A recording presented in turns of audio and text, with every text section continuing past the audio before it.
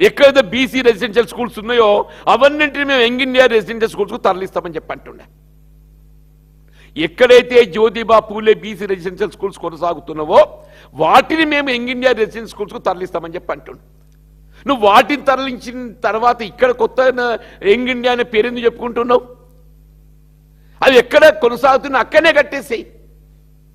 అవి ఎక్కడ కొనసాగు అక్కడనే కట్టేసేవి అంటున్నాను. సమస్య పరిష్కారం అయిపోతుంది కదా. అవి ఎక్కడ కొనసాగుతున్నాయో ఈ బీసీ రెసిడెన్షియల్ స్కూల్స్ ఏదైతుందో అక్కడే భవనాలు నిర్మాణం చేస్తే కేసీఆర్కు పేరు వస్తుంది.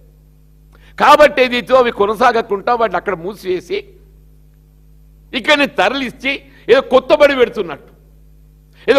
పెడుతున్నట్టు ఈ మధ్య మీరు తెలంగాణ పబ్లిక్ స్కూల్ అని చెప్పని ఎక్కడో ఆరంభమైనట్టు చదివినమే 6 ఎక్కడో చదివి నేను ఏందిరా అని చెప్పానంటే గత ప్రభుత్వం మన ఊరు మన బడిలో మరమ్మతు చేసే పాఠశాలలకు కొనసాగుతున్న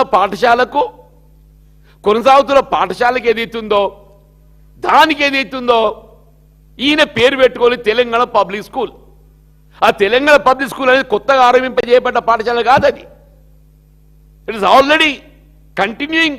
అది కొనసాగుతున్న పాఠశాలకు ఏదైతుందో దానికి రంగులు పూసి నువ్వు చెయ్యి పాఠశాల విద్యా బోధన వ్యవస్థ మెరుగుపరుస్తామని చెప్పి అనుకున్నట్టయితే రాష్ట్రంలో 26,000 పాఠశాలలు ఉన్నాయి. అన్నింట్లో ఏదైతుందో ఆంగ్ల మాధ్యమ బోధన పటిష్టపరిచే విధంగా చర్యలు చేపట్టు. ఆ విధంగా చర్యలు చేపట్టకుంటే ఏదైతుందో నేను మొత్తం కాన్స్టిట్యుయెన్సీగా ఒక్కటి తెలంగాణ పబ్లిక్ స్కూల్ పెడతా. మొత్తం కాన్స్టిట్యుయెన్సీలో ఎన్ని ప్రభుత్వ పాఠశాలలు ఉంటాయి అవన్నీ పక్కన పెట్టేసి నేను కాన్స్టిట్యుయెన్సీగా ఒక్క పబ్లిక్ స్కూల్ పెడతా. అంటే ఎన్నడూ ఏంటి నువ్వు ఏం చేయబోతున్నావు?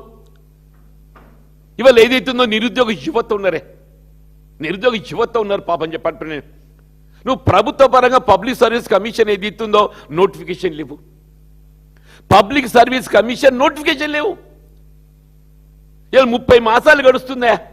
30 మాసాలు గడుస్తుంటే నువ్వు 3 లక్షల ఉద్యోగాలు కల్పిస్తానవా? 30 మాసాలల్లా 3 లక్షల ఉద్యోగాలు కల్పిస్తా అని చెప్పిండు. మొదటి సంవత్సరం 2 లక్షలు అని చెప్పిండు. తదుపరి సంవత్సరం 1 లక్ష అని చెప్పిండు. అంటే ఏంటి?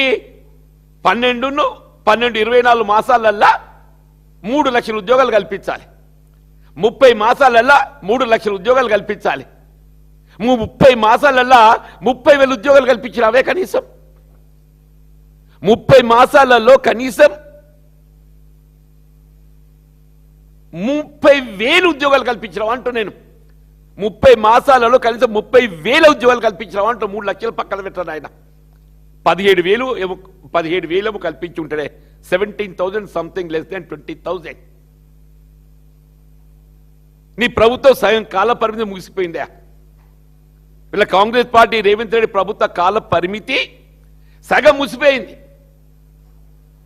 ఇప్పుడు అర్ధాయుషు గడిచిపోయింది రేవంత్ రెడ్డి. ఇక మిగిలింది రేవంత్ రెడ్డి అర్ధాయుష్ మాత్రమే. ఇప్పుడు రేవంత్ రెడ్డి గారు మిగిలింది ఏదైతుందో ప్రభుత్వానికి అర్ధాయుష్ మాత్రమే.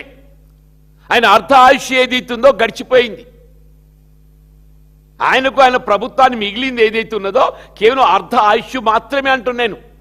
నువ్వు అర్ధాయుష్లో ఏం చేయలేక ఈ మిగిలిన అర్ధాయుష్ కాలంలో నీ ప్రభుత్వం ఏం చేస్తుందని చెప్పని అడుగుతున్నాను.